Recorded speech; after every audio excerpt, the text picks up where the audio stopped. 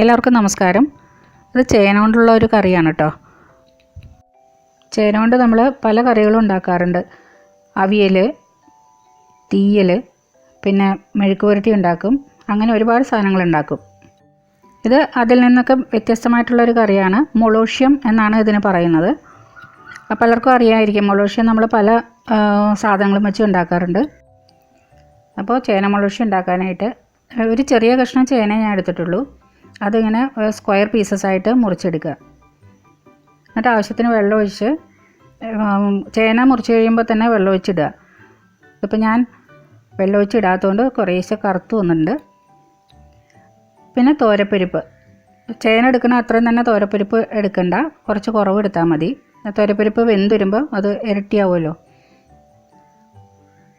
അപ്പോൾ കുറച്ച് തോരപ്പരിപ്പ് എടുത്ത്, ഇതെല്ലാം കഴുകി എടുത്തേക്കുന്നതാണ് കേട്ടോ. ഇതിന് moloshyam, മുളകുപക്ഷ്യം, moloshyam അങ്ങനെ പല പേരുകളിൽ ആണ് പലരും പറയുന്നത്.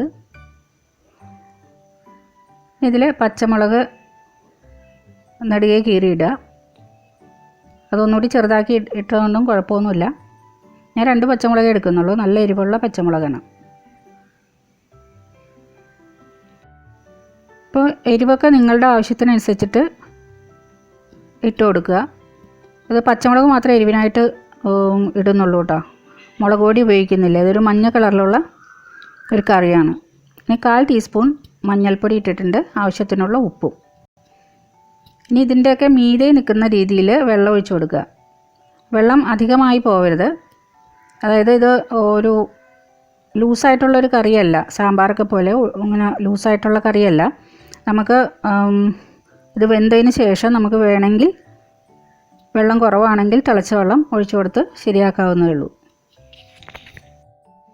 ഇനി കുക്കറിലിട്ട് വേവിച്ചെടുക്കാം. നേരിട്ട് കുക്കറിലിട്ട് ഞാൻ വേവിക്കാറില്ല. എന്ന് വെച്ചാൽ അതിൻ്റെ ചുറ്റും ഇങ്ങനെ അടപ്പുമലും ഒക്കെ ഇങ്ങനെ തെറിച്ചിരിക്കും പരിപ്പ്. അപ്പോൾ അതുകൊണ്ട് ഇതുപോലെ ഒരു ചെറിയ പാത്രത്തിൽ വെച്ചിട്ടാണ് ഞാൻ വേവിച്ചെടുക്കുന്നത്. നിങ്ങളുടെ ഇഷ്ടമനുസരിച്ചിട്ട് നിങ്ങൾക്ക് ചെയ്യാം. പിന്നെ ഇതിൽ ഇത്ര വിസിൽ വരണമെന്നൊന്നും ഞാൻ പറയുന്നില്ല. നിങ്ങൾ എടുക്കുന്ന കുക്കറിൻ്റെയും ഇതിൻ്റെയൊക്കെ അനുസരിച്ചിട്ടിരിക്കും. പരിപ്പ് വേവാൻ എത്ര വിസിലാണ് നിങ്ങൾക്ക് ആവശ്യം അത്രയും നേരം വയ്ക്കുക. അപ്പോൾ അത് നന്നായിട്ട് വെന്തൊക്കെ കിട്ടിയിട്ടുണ്ട്. ചേന അങ്ങോട്ട് ഉടഞ്ഞു പോകണ്ട കേട്ടോ, എന്നാലും നല്ലോണം വെന്തിട്ടുണ്ട്. ഇനി അതിലേക്ക് കറിവേപ്പില ഇട്ട് കൊടുക്കാം. നല്ല ഫ്രഷ് കറിവേപ്പിലയാണെങ്കിൽ കൂടുതൽ ടേസ്റ്റാണ്. ആ കറിവേപ്പിലയുടെ മണവും രുചിയൊക്കെ അതിലേക്ക് വരണം. അപ്പോൾ അതിന് വേണ്ടിയിട്ട് ഒന്ന് തിളപ്പിച്ചെടുക്കണം. പാകത്തിന് ഉപ്പൊക്കെ ഉണ്ടോ എന്ന് നോക്കുക.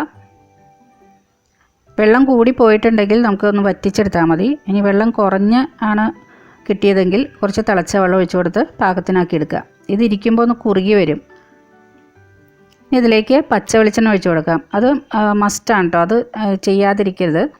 അതാണ് അതിൻ്റെ ടേസ്റ്റ്. പച്ച വെളിച്ചെണ്ണ തന്നെ ഒഴിച്ച് കൊടുക്കാം. ഒന്ന് ഇളക്കിയിട്ട് ഓഫ് ചെയ്യാം. ഇത് ഒട്ടും പുളിയില്ലാത്തൊരു കറിയാണ്. പുളി വേണ്ടവർക്ക് പച്ചമോര്, പുളിയുള്ള പച്ചമോരോ തൈരോ കൂട്ടി കഴിക്കാം. അത് നല്ല ടേസ്റ്റാണ്. അപ്പോൾ ഇത് നിങ്ങൾക്ക് ഇഷ്ടപ്പെട്ടിട്ടുണ്ടെങ്കിൽ ലൈക്ക് ചെയ്യുക, ഫ്രണ്ട്സിനും റിലേറ്റീവ്സിനൊക്കെ ഷെയർ ചെയ്ത് കൊടുക്കുക. സബ്സ്ക്രൈബ് ചെയ്യാത്തവർ ഒന്ന് സബ്സ്ക്രൈബ് ചെയ്തേക്കണേ. കൂടെ വരുന്ന ബെല്ലൈക്കണും കൂടി എനേബിൾ ചെയ്ത് വെച്ച് അതിൽ ഓൾ എന്നുള്ള ഓപ്ഷൻ പ്രസ് ചെയ്യാൻ മറക്കരുത്.